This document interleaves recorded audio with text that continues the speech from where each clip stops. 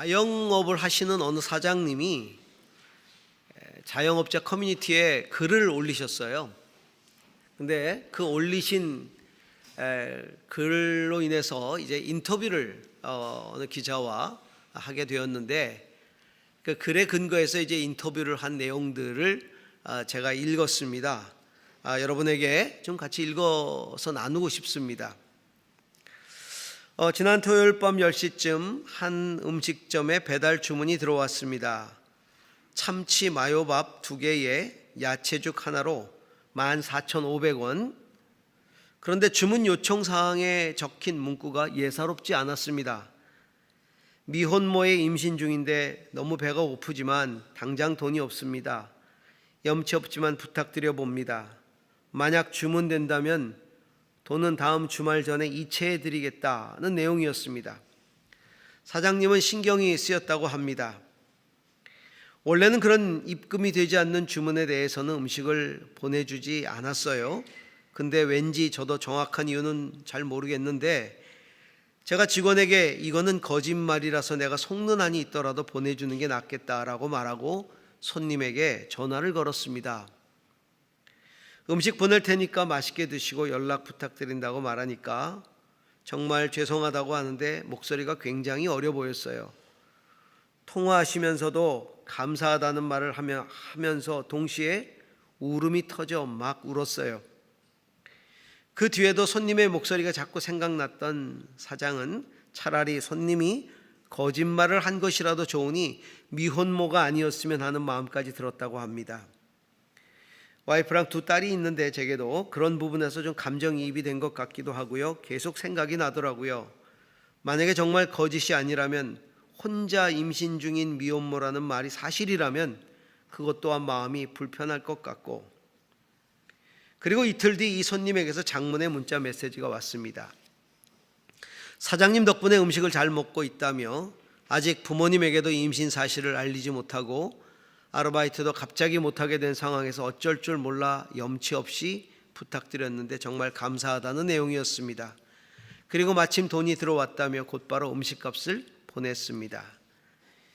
이 미혼모를 돕고 싶다는 생각이 든 사장은 폐를 끼치고 싶지 않다며 울먹이던 여성을 설득해서 부인과 함께 집으로 찾아갔습니다. 만나보니 부모님과 떨어져 혼자 살고 있던 손님 19살 미혼모였습니다.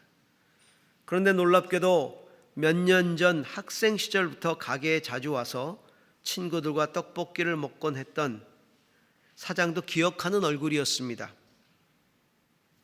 항상 큰 소리로 인사하면서 항상 웃으면서 다 먹고 나면 정리를 항상 해놓던 기억들이 떠오르면서 어릴 때부터 봤던 친구라 아 너였냐 라고 말하는데 가슴이 철렁 내려앉는 느낌이 들더라고요.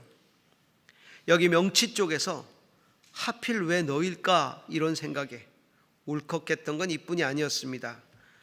보내줬던 음식들이 밀폐 용기에 조금씩 나눠서 담겨 있더라고요.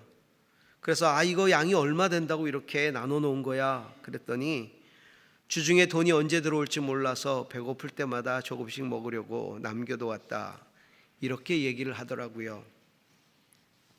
그 자리에서 사장은 미역국을 직접 끓여줬고 아내는 조만간 가까운 산부인과부터 같이 가보자고 했습니다. 또 이 여성에게 일자리를 구하기 어렵다면 자신의 가게에서 간단한 재료 손질이라도 하루 2시간 정도 아르바이트로 해보겠냐고 제안했습니다. 출산을 하기까지라도 좀 지속적으로 도움을 주고 싶어서 일단은 자존심을 건드리지 않는 한에서 최대한 생각을 했는데 시켜만 주시면 너무 열심히 하고 싶다고 얘기를 하더라고요. 흔쾌히 저랑 와이프랑 같이 도울 수 있는 부분에서는 최대한 안전하게 출산을 할 수 있을 때까지는 돕고 싶습니다. 자신이 하는 그 일들을 통해서 누군가를 살려내고 또 어려움과 고통으로부터 자유케 해줄 수 있다는 것, 정말 귀한 삶이겠죠. 만일 이 여자가 사장님과 통화하던 그 시간 사장님이 거절을 했다면 그 마음이 무너졌을 겁니다. 그리고 어떤 일이 벌어졌을지, 어떤 극단적 선택을 했을지 상상하기조차 싫습니다. 한 사람을 살려낸 거죠. 이 글을 읽는 내내 가슴이 먹먹했어요. 제 딸과 같은 생각이 드는 거예요.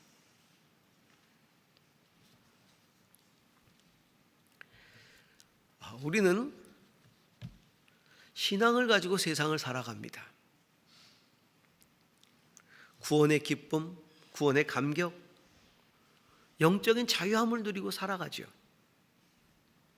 그런데 다른 영혼들에 대해서, 내가 가지는 이 영적 자유함을 가지고 다른 영혼들에 대해서, 다른 인생들에 대해서 나는 어떤 역할을 하고 있습니까?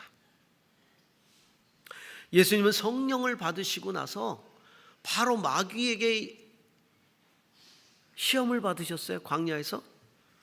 그리고 그 마귀의 시험을 이기고 영적 자유함 가운데에서 공생애를 시작하시죠.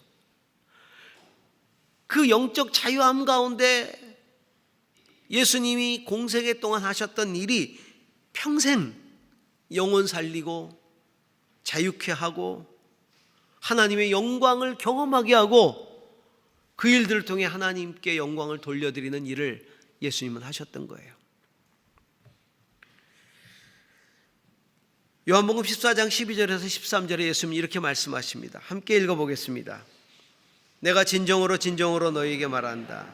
나를 믿는 사람은 내가 하는 일을 그도 할 것이요 그보다 더 큰 일도 할 것이다. 그것은 내가 아버지께로 가기 때문이다. 너희가 내 이름으로 구하는 것은 내가 무엇이든지 다 이루어 주겠다. 이것은 아들로 말미암아 아버지께서 영광을 받으시게 하려는 것이다. 예수님이 하셨던 그 사람 살리고 사람을 고치는 그 일을 통해 아버지가 영광을 받으신 것, 그것 이상으로 나를 믿는 사람은 나보다 더 큰 일도 할 것이다 라고 말씀하시잖아요. 예수님이 그렇게 사람 살리고 고치시고 하셨던 그 일, 다른 영혼을 자유케 하셨던 그 일을 신앙인들이 하게 될 것이라고 말씀하고 계시는 거예요. 그렇기 때문에 우리 성도들은 예수님처럼 성령에 사로잡혀서 다른 이들을 자유하게 하는 아주 영광스러운 이 직분을 감당해야 합니다. 그런 삶을 살아야 합니다. 성령으로 자유케 하는 그 영광스러운 직분, 성령으로 자유케 하는 그 영광스러운 직분, 그 직분이라는 것은 과연 어떤 직분을 말할까요? 어떤 일을 말할까요? 오늘 성경은 우리에게 몇 가지로 가르쳐 주고 있습니다. 그 첫 번째는 정죄하지 않고, 남을 정죄하지 않고 의롭게 하는 직분이라고 말하고 있습니다. 자, 7절에서 9절을 다시 한번 보시기 바랍니다. 돌판에다 문자로 새긴 율법을 선포할 때에도 광채가 났습니다. 그래서 이스라엘 자손들은 모세의 얼굴에 나타난 그 광채 때문에 비록 곧 사라질 것이었지만 그의 얼굴을 똑바로 쳐다볼 수 없었습니다. 죽음에 이르게 하는 직분도 이러한 영광이 따랐는데 하물며 영의 직분에는 더욱더 영광이 넘치지 않겠습니까? 유죄를 선고하는 직분에도 영광이 있으면 의를 베푸는 직분은 더욱더 영광이 넘칠 것입니다. 성령께서는 우리 성도들을 거듭나게 하셨어요. 그리고 능력을 주시고 자유하게 하셨죠. 그리고 성도들에게 다른 영혼을 자유하게 하는 직분을 맡기셨어요. 그것을 영의 직분, 영적인 직분이라고 말하고 있습니다. 그것은 정죄하는 직분이 아니라 의롭게 하는 직분입니다. 예수님이 당시에 성령으로 충만하신 다음에 정죄 당하던 사람들을 찾아가셨잖아요. 세리를 찾아가시고 창기를 찾아가시고 병든 자를 찾아가시고 소외된 자들을 찾아가셨어요. 사람들에게 정죄받는, 특히 여러 종교인들에게 정죄받는, 바리새인들에게 정죄받는 그런 사람들을 찾아가셔서 그런 사람들의 죄를 사하여 주셨어요. 이렇게 예수님이 하신 것처럼 다른 사람을 의롭게 하는 이 직분을 새 언약의 일꾼이라고 말합니다. 새 언약의 일꾼. 구약 성경, 율법, 그 옛 언약, 모세가 하나님께 받아 가지고 내려왔던 돌판에 쓰여졌던 율법들, 이 율법을 증거하는 직분은 어쩔 수 없이 율법을 통해서 사람을 정죄할 수밖에 없는 직분이었어요. 율법을 가지고 내려와서 사람들에게 주면 그 율법은 우리의 삶의 기준이 되기 때문에 그 기준에 못 미치는 우리의 인생이 정죄를 당할 수밖에 없는 것이죠. 물론 그 율법은 우리의 삶을 바르게 세워주기 위해서 올곧게 살라고 주신 하나님의 명령이지만, 그렇지 못한 인간이 그 율법에 비추어질 때 우리는 정죄를 당하는 것입니다. 그 율법을 맡고 율법을 전해주는 이 직분은 남을 정죄하고 심판을 선언하는 직분이 될 수밖에 없는 것이죠. 오늘 우리가 읽은 고린도서 3장 7절 바로 앞절 6절은 이렇게 말하고 있습니다. 6절 한번 보시기 바랍니다. 하나님께서 우리에게 새 언약의 일꾼이 되는 자격을 주셨습니다. 이 새 언약은 문자로 된 것이 아니라 영으로 된 것입니다. 문자는 사람을 죽이고 영은 사람을 살립니다. 옛 언약, 곧 율법을 하나님께 받아서 전하는 직분을 수행할 때 그 일을 담당했던 모세는 하나님께 그 율법을 받느라고 시내산에 올라가서 오랜 시간을 같이 함께 있다가 그 율법을 받아가지고 내려왔을 때 그가 하나님의 영광으로 충만했어요. 그 하나님의 영광 때문에 얼굴에 빛이 나서 모세는 그 얼굴을 수건으로 가렸지요. 세 번역은 너울이라는 표현을 썼는데 수건으로 가렸어요. 자, 율법을 전해서 사람들을 정죄하는 직분도 이렇게 영광스러운데 하물며 성령으로 사람을 의롭게 하는 직분은 얼마나 영광스럽겠습니까? 사람 살리는 직임은 얼마나 영광스럽겠습니까? 성령께서 주신 그 믿음, 성령께서 나에게 믿게 하신 그 믿음으로 다른 영혼을 구원하는 그런 직분은 너무나 영광스러운 것입니다. 그래서 그 영광스러운 직분을 맡은 사람들은 다른 사람들을 의롭게 하는 새로운 언약으로 사람들을 이끌어야 돼요. 그 새로운 언약은 믿음으로 말미암아 예수 그리스도를 통해 구원을 얻게 하는 그 언약의 일꾼이 되는 것이죠. 옛 언약의 직분이 율법을 증거하는 거라면 새로운 언약의 직분은 성령을 통해 믿음을 이야기해 주는, 믿음을 증거하는 직분이 되는 것입니다. 우리 성도들은 모두가 새로운 언약 예수 그리스도를 통해서 히브리서에서 이야기하는 것처럼 예수 그리스도는 새 언약의 중재자라고 말씀하고 있는데, 새 언약의 중재자 되신 예수 그리스도를 통해서 구원을 얻은 우리 모든 성도들은 그 새 언약을 통해서 다른 사람들을 구원하는 그런, 다른 사람들을 의롭게 하는 그런 직분을 맡은 자들임을 기억하시기 바랍니다.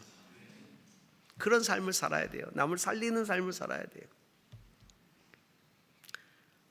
앞에 제가 예화를 들었던 것처럼 얼마나 많은 사람들이 장사를 하겠습니까? 자영업을 하겠습니까?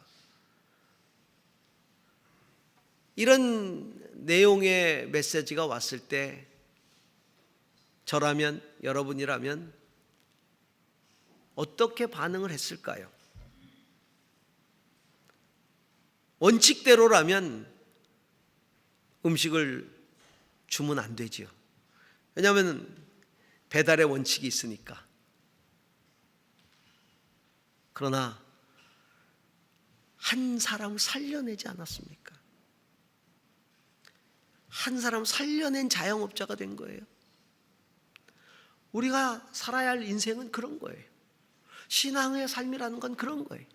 사람을 살리는 인생을 살아가는 거죠.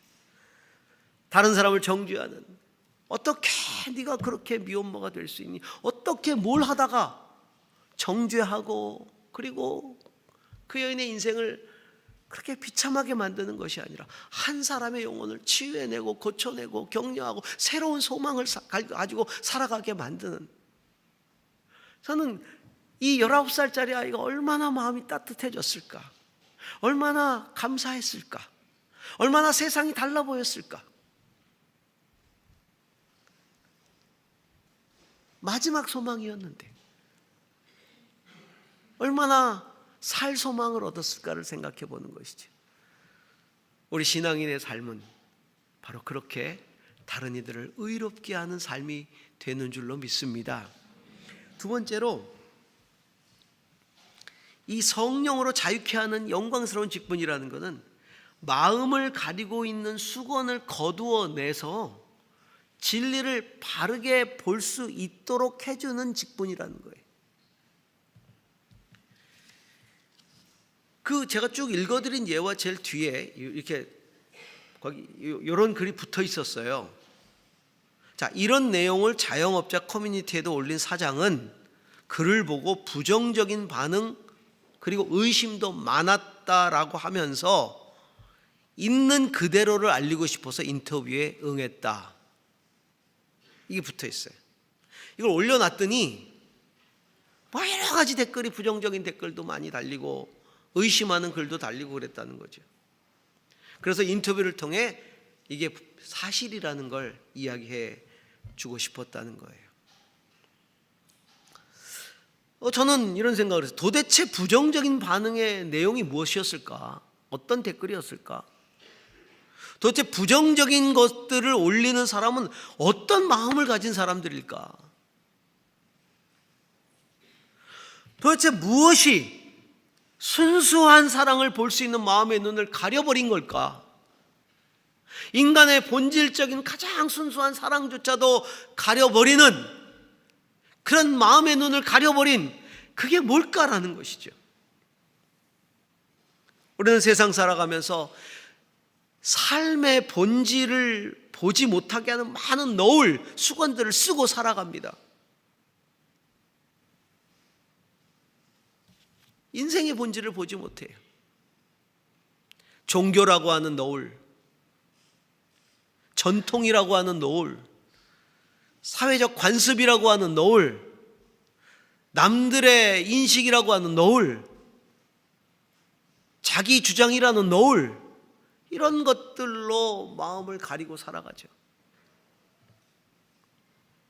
신앙생활도 마찬가지. 신앙의 본질을 가리는 너울들을 쓰고 있어요. 모세가 그 너울을 쓰고 수건을 쓰고 백성들을 맞이했어요. 그 광채 때문에.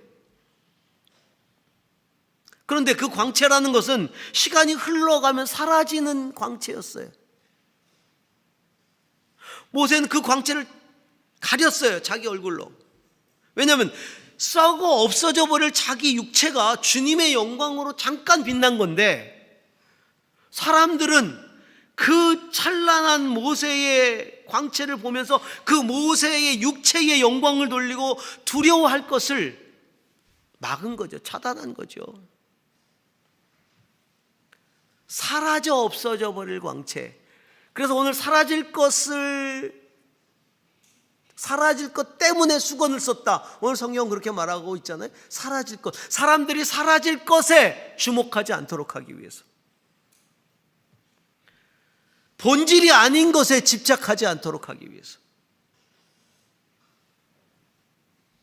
사람들이 봐야 하는 것은요, 수건 뒤에 있는 모세의 얼굴의 광채가 아니라 그 수건을 쓴 모세가 전해주는 그 진리의 핵심입니다.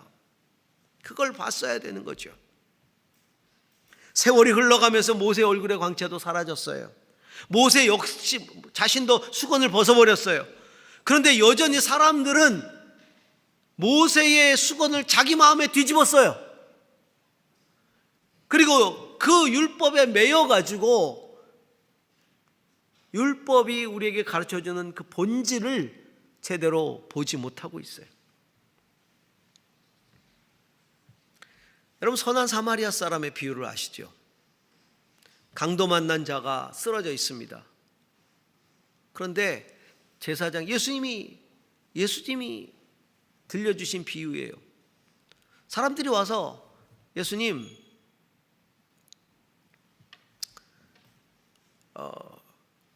우리의 진정한 이웃이 누굽니까? 이렇게 물었어요. 사랑을 베풀어야 내 이웃을 내 몸처럼 사랑하라.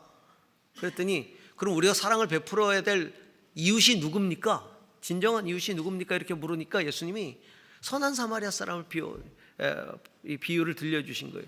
강도 만난 사람이 있었다. 근데 제사장이 지나가다가 강도 만나 쓰러져 있는 사람을 보고 피하여 지나갔다. 그 다음엔 레위인이 다가와서 보고 또 피하여 지나갔다. 레위인은 종교적인 일만 담당한, 오늘날로 말하면 성직자 그 그룹 아닙니까? 그 지파. 그 가운데 제사장은 그 중에서도 정말 그 주님을 섬기는 일을 맡는, 제사를 섬기는 일들이 맡는 종교인이고요. 다 피하여 지나갔다. 왜 피해서 지나갔을까요? 그냥 지나간 게 아니라 피하여 지나갔다. 여기 의미가 있어요. 피했다는 게 그 강도 만난 이웃이 싫어서가 아니에요. 이들이 예루살렘으로 가는 중에 제사라고 하는 임무를 수행할 사람들이었을 것입니다. 제사라는 임무를 수행하는 사람들은 시신에 손을 대면 안 돼요. 그 당시 율법을 보면. 그러면 정결 의식을 갖는 동안에 또 오랜 시간을 섬기지 못해요. 그러니까 그걸 미연에 방지하려고 시신을 피하여 지나간 거예요. 굉장히 종교적인 이유예요. 종교적인 목적 때문에, 율법적으로 타당한 목적 때문에 피하여 지나간 거예요. 율법적으로 보면 틀린 게 아니에요. 근데 예수님이 말씀하시잖아요.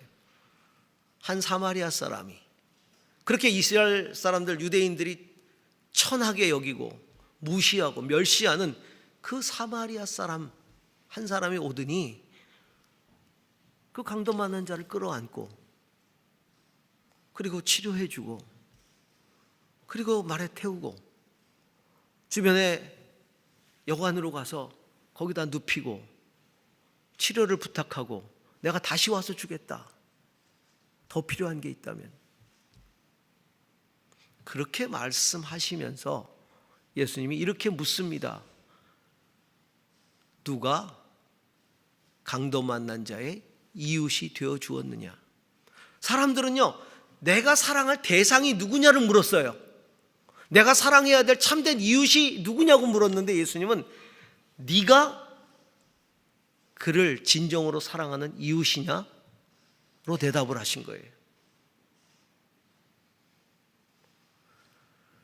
제사장도 레위인도 다 율법이라는 수건을 뒤집어 쓰고 있는 거예요.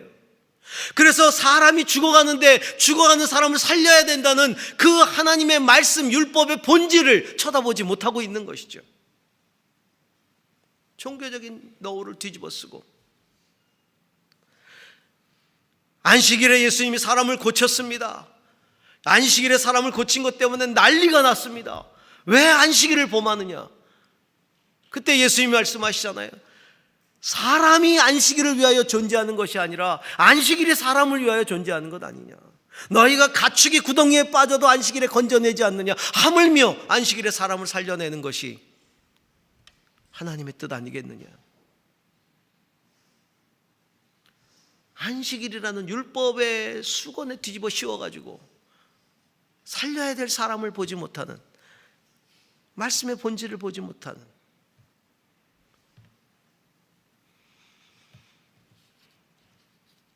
그 수건을 벗겨내야 돼요.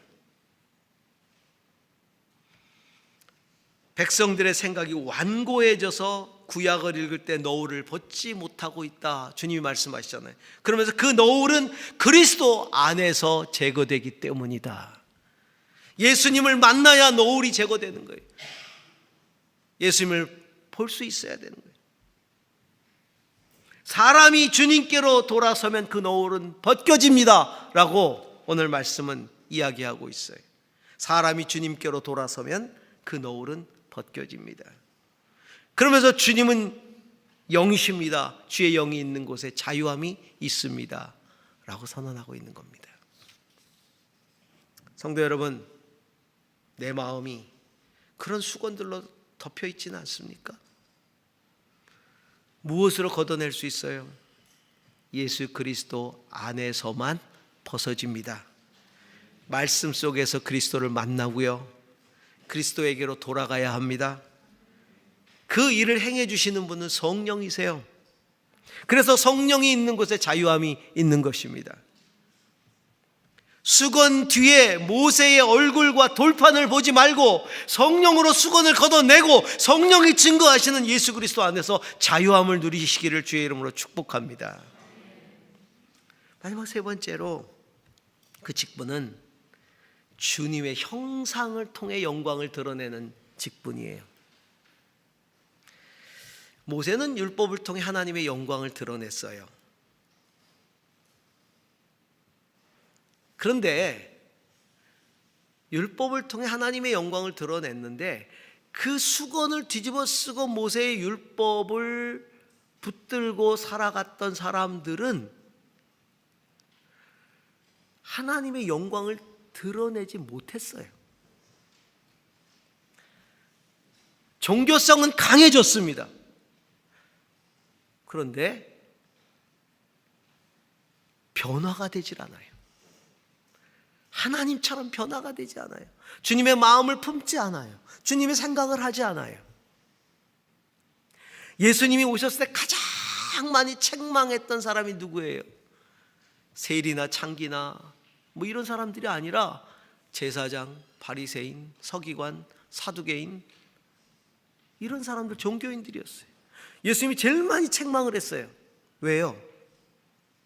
주님의 형상을 담지 않았기 때문에, 주님의 마음을 갖지 않았기 때문에.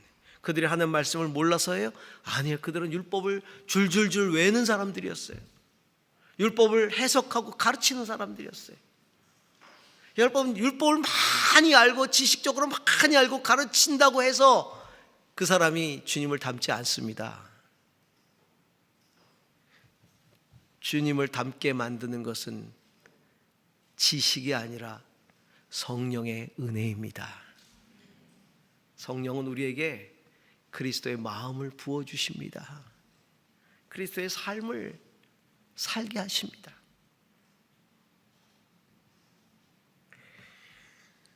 주님의 긍휼을 베풀어 주시는 것이죠. 자, 10절에서 11절을 같이 한번 읽어보겠습니다. 참으로 이런 점에서 지금까지 영광으로 빛나던 것이 이제 훨씬 더 빛나는 영광이 나타났기 때문에 그 빛을 잃게 되었다고 하겠습니다. 잠시 있다가 사라져버릴 것도 생길 때의 영광을 입었으니 길이 남을 것은 더욱 영광 속에. 그렇습니다. 율법의 영광은 예수 그리스도라는 큰 빛 아래 물러간 거죠. 그렇죠? 밤에 빛나던 달은 해가 뜨면 어디론가 사라져 버립니다. 예수 그리스도의 빛 아래서 율법이 주던 영광은 물러간 거예요. 18절을 보시기 바랍니다. 우리는 모두 너울을 벗어버리고 주님의 영광을 바라봅니다. 이렇게 해서 우리는 주님과 같은 모습으로 변화하여 점점 더 큰 영광에 이르게 됩니다. 이것은 영이신 주님께서 하시는 일입니다. 예수님의 모습을 담게 된다는 거예요. 주님의 형상으로 바뀐다는 거예요. 수건을 벗어버리고 예수님을 따르는 사람들, 예수님의 영광을 바라보는 사람들은 내 안에 계신 예수 그리스도로 말미암아 주님의 형상을 닮아가는 거죠. 여러분, 예수님 오래 믿으셨죠? 왜 갑자기 엊그제 믿은 것처럼 이렇게 코스프레 하시면 안 됩니다.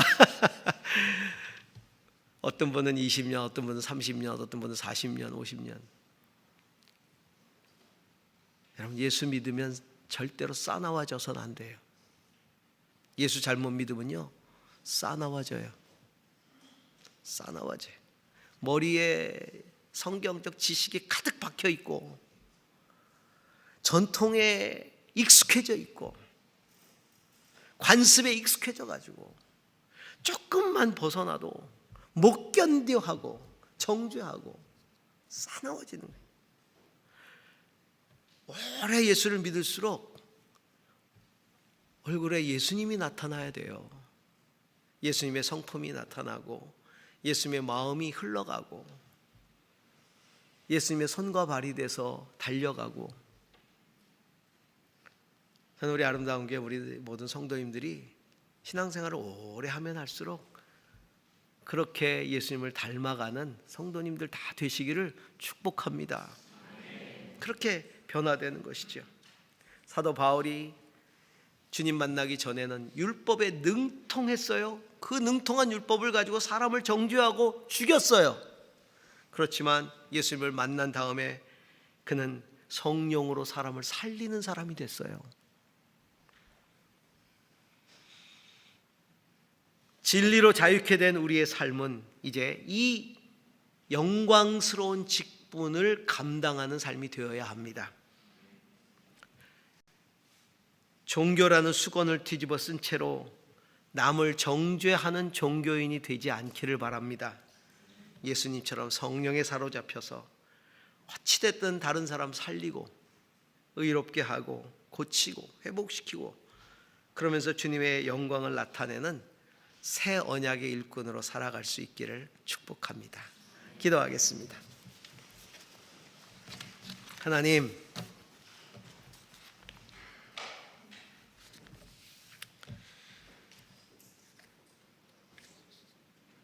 우리 안에 예수님 마음 부어주시기 원합니다.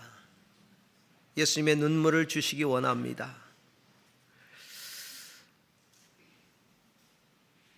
예수님의 안타까움이 우리 안에 있기를 원합니다.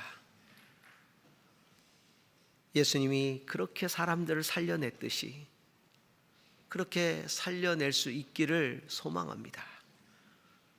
그 영광스러운 직분을 우리에게 주셨사오매 그 직분을 감당해 나가는 우리의 인생이 되게 하여 주옵소서. 예수님 이름으로 기도합니다. 아멘.